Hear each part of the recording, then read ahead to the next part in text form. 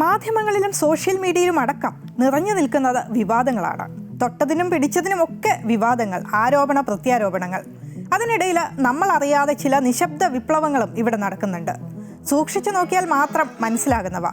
നിശബ്ദമെങ്കിലും ലോകത്തിൽ നമ്മളെ ഒന്നാമനാക്കാൻ കെൽപ്പുള്ള വികസന പ്രവർത്തനങ്ങളാണ് നടക്കുന്നത്.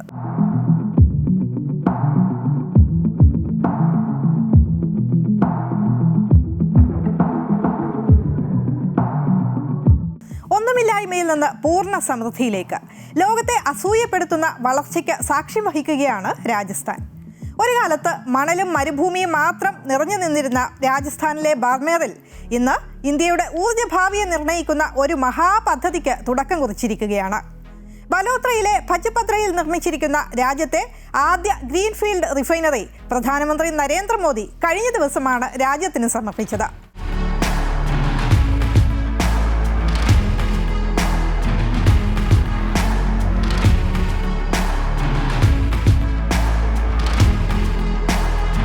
ഇവിടെ ഉയരുന്നത് ഒരു റിഫൈനറി മാത്രമല്ല, രാജ്യത്തിൻ്റെ സാമ്പത്തിക സുരക്ഷയെയും വ്യാവസായിക വളർച്ചയെയും ഒക്കെ സ്വാധീനിക്കാൻ ശേഷിയുള്ള ഒരു ദേശീയ ആസ്തിയാണ് രൂപപ്പെടുന്നത്. രാജസ്ഥാൻ റിഫൈനറിക്ക് എന്താണ് ഇത്ര പ്രത്യേകത എന്ന് നമുക്ക് തോന്നുന്നുണ്ടാകും. ഇന്ത്യക്ക് ഇത്രയും നിർണായകമാകുന്നത് എന്തുകൊണ്ടാണ്? ഒരു കാലത്ത് വിദേശ രാജ്യങ്ങളിൽ നിന്ന് ഇന്ധനം വാങ്ങിയിരുന്ന ഇന്ത്യ ഇന്ന് സ്വന്തം നിലയിൽ മുന്നേറുന്ന കാഴ്ചയാണ് ഇവിടെ കാണുന്നത്. ഊർജ്ജ മേഖലയിൽ സ്വാതന്ത്ര്യ പ്രഖ്യാപനം നടത്തിയിരിക്കുകയാണ് നമ്മൾ. പശ്ചിമേഷ്യൻ സംഘർഷം വന്നതോടുകൂടിയാണ് ഇന്ധന മേഖലയിലടക്കം സ്വയം പര്യാപ്തത കൈവരിക്കേണ്ടതിൻ്റെ ആവശ്യം നമ്മൾ തിരിച്ചറിഞ്ഞത്. എന്നാൽ അതിനു മുൻപ് തന്നെ കേന്ദ്ര സർക്കാർ അതിലേക്കുള്ള യാത്ര തുടങ്ങിക്കഴിഞ്ഞിരുന്നു. അതിൻ്റെ ഫലപ്രാപ്തിയാണ് ഇപ്പോൾ നമ്മൾ രാജസ്ഥാനിൽ കാണുന്നത്. ഇന്ത്യയിലെ പ്രധാന എണ്ണ ഉൽപ്പാദന മേഖലകളിൽ ഒന്നാണ് ബാർമേർ. സംയോജിത റിഫൈനറി പെട്രോ കെമിക്കൽ പദ്ധതി യാഥാർത്ഥ്യമാകുന്നതിലൂടെ ഈ വിഭവത്തെ ഇനി കൂടുതൽ ഫലപ്രദമായി വിനിയോഗിക്കാനാകും. വർഷത്തിൽ ഏകദേശം 9 ദശലക്ഷം മെട്രിക് ടൺ ക്രൂഡ് ഓയിൽ സംസ്കരിക്കാൻ ശേഷിയുള്ളതാണ് ഈ സമുച്ചയം. ഇന്ധന ഉൽപ്പാദനത്തിനൊപ്പം ഉയർന്ന മൂല്യമുള്ള പെട്രോ കെമിക്കൽ ഉൽപ്പന്നങ്ങളും ഇവിടെ നിർമ്മിക്കും. അങ്ങനെയാണ് ഇന്ത്യയുടെ ഊർജ്ജ സുരക്ഷയിലെ നിർണായക കണ്ണിയായി ഈ പദ്ധതി മാറുന്നത്. എണ്ണ ശുദ്ധീകരണവും പെട്രോ കെമിക്കൽ ഉൽപ്പാദനവും ഒരേ പ്ലാന്റിൽ നടക്കുകയാണ് ഇവിടെ. ലോകത്തിലെ ഏറ്റവും വലിയ ക്രൂഡ് ഓയിൽ ഇറക്കുമതിക്കാരിൽ ഒന്നാണ് ഇന്ത്യ. ആഭ്യന്തര റിഫൈനിങ് ശേഷി വർദ്ധിപ്പിക്കുന്നത് ഇന്ധന വിതരണം കൂടുതൽ കാര്യക്ഷമമാക്കുകയും വിതരണ ശൃംഖലയെ ശക്തിപ്പെടുത്തുകയും ചെയ്യും. പ്ലാസ്റ്റിക്, പാക്കേജിംഗ്, ഫാർമസ്യൂട്ടിക്കൽസ്, വാഹന വ്യവസായം, ടെക്സ്റ്റൈൽസ്, അങ്ങനെ രാജ്യത്തിൻ്റെ നിരവധി വ്യവസായങ്ങൾക്ക് ആവശ്യമായ അസംസ്കൃത വസ്തുക്കളാണ് ഇവിടെ നിന്ന് ലഭ്യമാകുക. നമ്മുടെ ഇറക്കുമതി ആശ്രിതത്വം കുറയുകയും ആഭ്യന്തര ഉൽപ്പാദനം ശക്തിപ്പെടുകയും ചെയ്യും. അങ്ങനെ ഒരു സംസ്ഥാനത്തിൻ്റെ സാമ്പത്തിക ഭൂപടം ആകെ മാറുകയാണ്.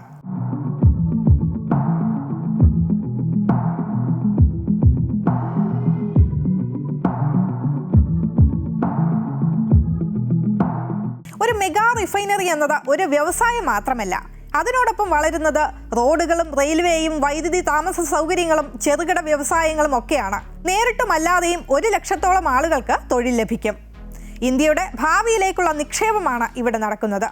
10 വർഷത്തിനുള്ളിൽ ലോകത്തിലെ 21% റിഫൈനറികളും അടച്ചുപൂട്ടുമെന്ന റിപ്പോർട്ടുകൾ അടുത്തിടെയാണ് പുറത്തു വന്നത്.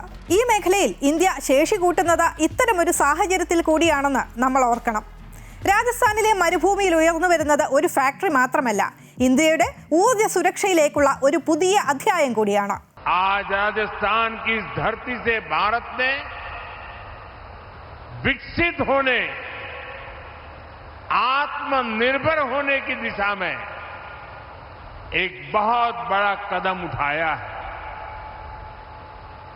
आज इस रिफाइनरी को देश को समर्पित किया गया है. ये रिफाइनरी यहां हजारों लोगों के रोजगार का माध्यम बनेगी.